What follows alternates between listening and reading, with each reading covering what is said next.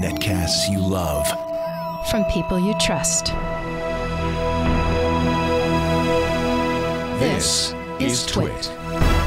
Speaking of watches, while we're at I/O, one of their big initiatives, and we've already talked about it a little bit, is Android Wear. That's Google's wearable platform, wearable kind of side of Android for tiny little screens. And to drive the point home, they sent everybody home with their choice of either the Samsung Gear Live, which is the watch that I have right here. There you can see it on my wrist. And then Mike, you ended up with the LG G Watch, or the Gwatch as I like to call it. That's right, the Gwatch is this one. They're very similar to each other, of course, because of Android Wear and because, as we talked about on Tech News Today this week, they don't let you modify, they don't let the OEMs modify it. So Android Wear is Android Wear. You can modify it sort of with apps by what you install, and there are subtle differences between what each of the watch manufacturers put on there, but for the most part, Android Wear has the same interface on all devices. I think it makes actually a lot of sense when you're talking about wearables, because really a big part of wearing a watch, for example, is the style aspect, right? I trust, well, and you know, I guess I do a show about Android and about Google, so maybe this is a little bit of me rubbing out, it rubbing off on me, but I trust Google to give me a user experience that is going to work in this form factor. I trust manufacturers to give me a form factor that looks appealing. That's something that I like. So I suppose let's start there. Let's start with the watch itself, and then maybe we'll circle around at the end and talk a little bit about Wear as a platform. What can you tell me about the G Watch? Okay, so right now the best way to think about both of these watches is to compare them against each other. So this particular watch is, again, very similar to the Samsung watch, although it's smaller and lighter a little bit. It's 1.8 by 1.5 by 0.39 inches, okay, 1.3 ounces, which is very light. It's almost an ounce lighter than the Samsung watch.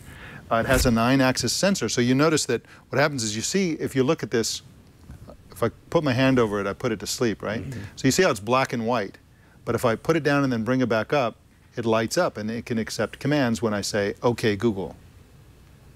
What's the weather outside?" And so it's tethered to your phone. That's right. Now, every time I've demonstrated this to somebody, it has lost its connection. And you are in the Twit studio, which is a land of 1,000 wireless interferences. That's right. So there's another interesting feature about this, which people don't really, it's writing down everything that I'm saying here. I put it to sleep and then go back to zero. But you can actually use this without voice by simply tapping it. You get that, and then you can scroll down to the options. So I can basically choose one of these if I want to set a timer, start a stopwatch or whatever, show alarms. So I'll start a stopwatch, just choose that, and then go. Oh, neat. And so I didn't use my voice at all, even though it starts with the voice user interface. Right. So again, covering it, puts it to sleep. Now you see these other notifications and my timer's still going there. I can pause it with that. This is similar to the control for music and so on. So those are Android Wear things, not really related to the watch. So let's get back to the watch. Of course, it's Bluetooth tethered. It has a stronger battery. We talked about this on Tech News Today as well than the Samsung, but it's less, probably has worse battery life than the Samsung because the screen is more of a power hog. Yeah, you know, it's interesting actually. Ars Technica just did a side-by-side, and it turns out that the LG G Watch performed a little better than the Samsung, which I would not have guessed. That's right. Considering the screens. That's right. Now this probably gets somewhere, this is an estimate on my part, and this is not based on testing, but I would guess about somewhere between 18 hours to 36 hours of use, depending on whether you're a very heavy user or a very light user. And again, the screen is always on, so the time is always shown, either in bright mode or dimmed mode. So you can always just look at the watch and get the time, which is very nice. That's kind of important too. Like I even saw it in the chat room. No one ever talks about the fact that you could tell time on these things. Yeah. That is, and I think these watches do that pretty effectively. They do, and you can also change the watch face. So you can choose from among, and they have some, you know, this Peter Max, like 1972 kind of looking things. I don't see why anybody would choose that. To me, it's not very compelling. But yeah, it's a great watch. It's great for telling the time and so on. So back to the hardware here. This is you know, I would say that the pros of this particular watch compared to the Samsung, again, the only comparison we can make at this point, is that it's very comfortable. It's easy to charge. You just simply put it on top of a little cradle type thing. It doesn't actually plug in. It just sits on top of it, which is nice. It's water resistant. It's nearly an ounce lighter than the Gear Live, and it's even lighter than the Pebble Watch, which probably does significantly less than an Android Wear watch does. Now, the cons compared to the Samsung are that it has no biometric sensors. Now, there's no heart rate monitor, nothing. There is a pedometer in there, but that's not a biometric sensor.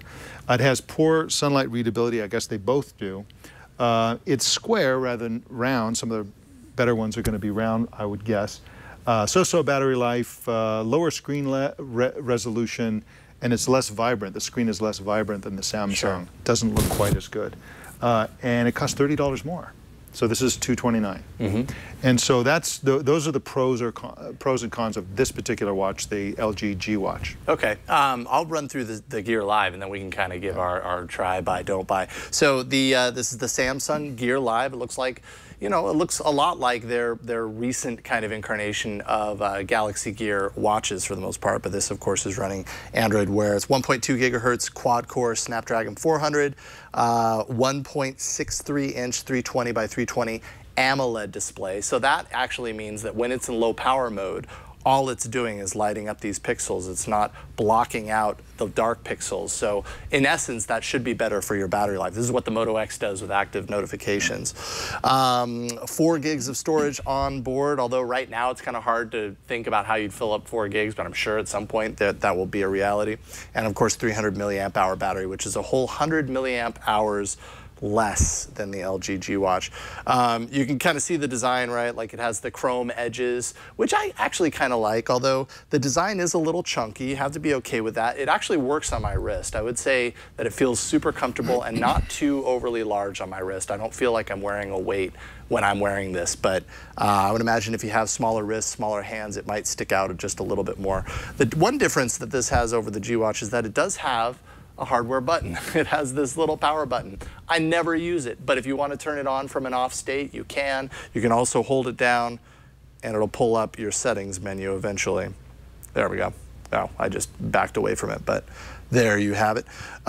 So underneath, there you go. You have the heart rate monitor. That's the biometric sensor that you were talking about.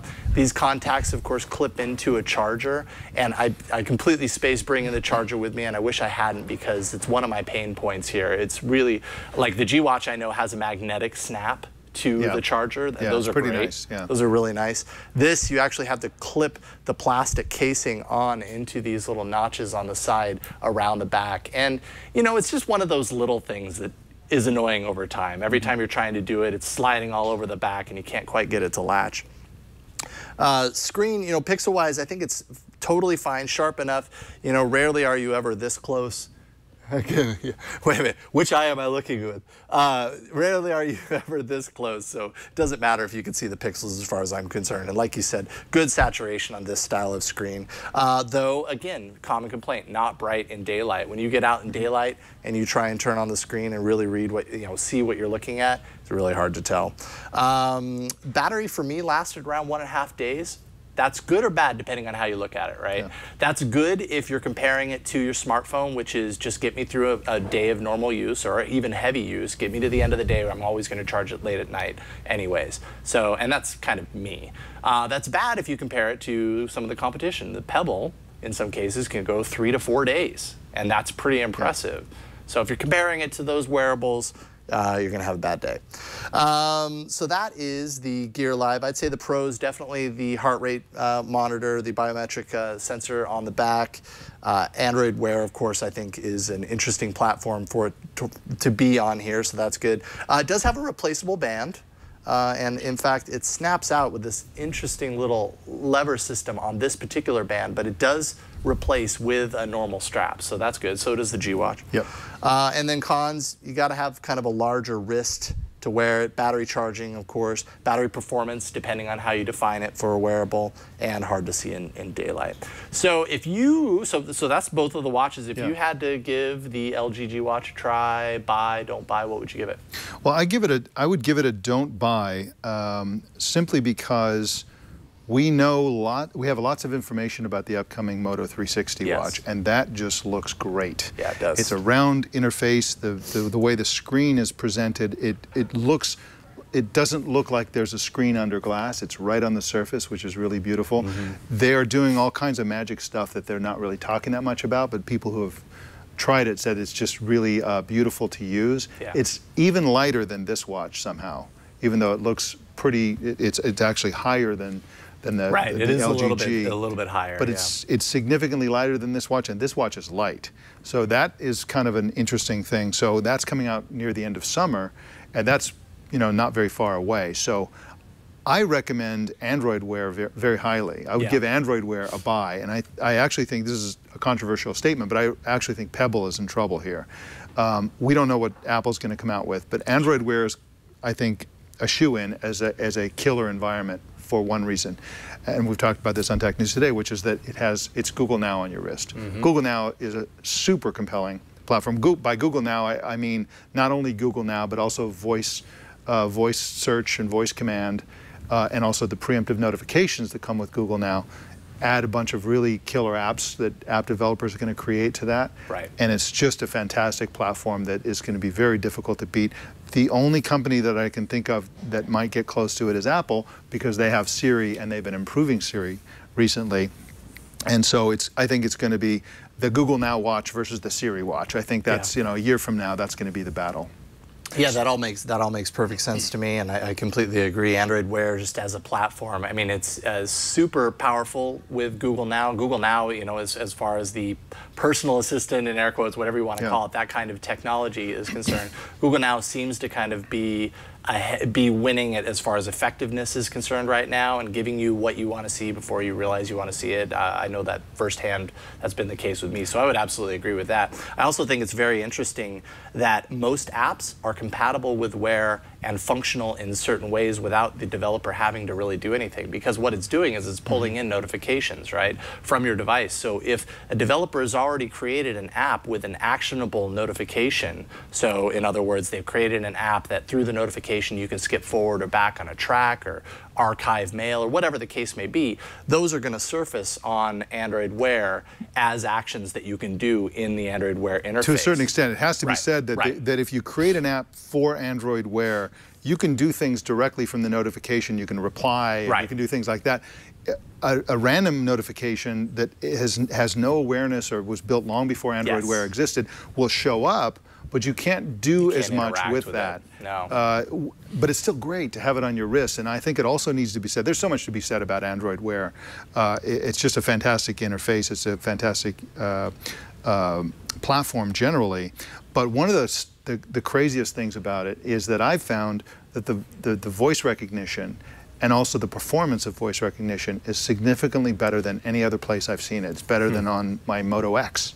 Oh, wow. It's just fast, and it recognizes everything. It's really accurate in how it recognizes voice. I don't know how they do that. It just seems instantaneous, and that is a big win for Google on this, because you'd think you'd have to wait, and it's like a low power device, and it's going back and forth via Bluetooth, so it must be no, it's faster than directly on the phone, and you can do that because if you hold the phone and the watch side by side and you say, "Okay, Google Now,"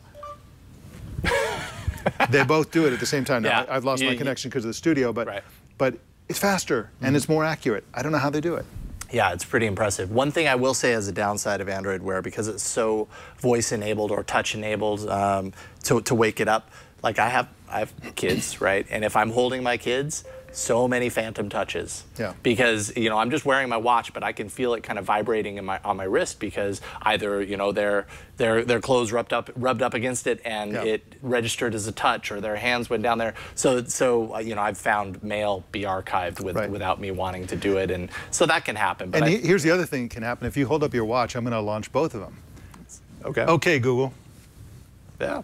So it did, like mine is still asleep or whatever, but I launched yours. So if there's 4 people with an Android Wear watch, one person using their watch will set off a search on all of them, or whatever it is the command is. So that's going to be weird. Sure. That's going to be funny, actually. Sure, Let's be honest. It's going to be hilarious. I would agree, though. Android Wear, definitely a platform that I'm really curious to see what else comes out of it. As for the Samsung Gear Live, my recommendation was a little bit looser than that. I was saying try, only because right now, if you want to get in on Android Wear, you have two options. These are the two options. And I wouldn't necessarily say don't buy this, because I've actually really enjoyed using this hardware. But like you said, we know the Moto 360 is right around the corner. It's got the round interface, the round watch face, and very excited about that. So I wouldn't necessarily say rush out and buy this, but if you're curious to get in on the Android Wear bandwagon right now, I could recommend that you get this and check it out. It's only $200, so that's not the end of the world, I suppose. The truth is that if I didn't have this eval unit from Google, I would buy one of these, and then I would probably sell it when the Moto 360 came out. Sure. Because I'm such a gadget freak, and that's always an option. If you buy this for $229, you'll probably be able to sell it for $150, $170. Totally worth it for that 2-month interim or whatever. You really want Google Now on your wrist. This is just it improves your life. And it's really fantastic to have all this on your wrist. And it saves you from taking your phone out of your pocket 150 times a day. It's so hard. And that's quite a promise, actually, but I have noticed that to be true. Yeah, it does save me from pulling my phone out as much. It is true.